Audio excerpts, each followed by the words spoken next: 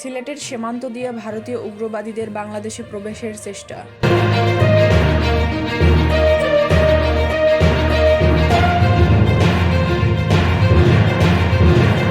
আগরতলায় বাংলাদেশি দূতাবাসে উগ্র হিন্দুবাদীদের হামলা ও ভাঙচুর।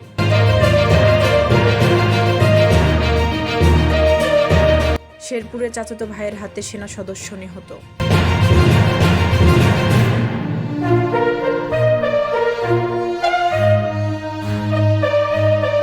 বাংলাদেশে শান্তিরক্ষী বাহিনী পাঠাতে মোদির হস্তক্ষেপ চাইল মমতা ব্যানার্জি।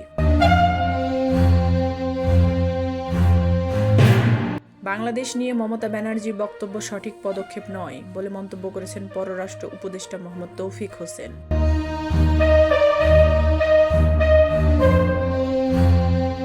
15ই আগস্ট ছুটি ঘোষণা নিয়ে হাইকোর্টের রায় স্থগিত।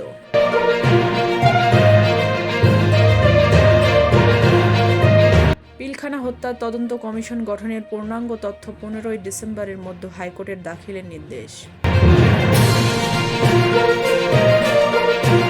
সহকর্মীদের কেউ কেউ ভাবছে আমরা মনে হয় ক্ষমতায় চলে গেছি বলে মন্তব্য করেছেন জনাব তারেক রহমান।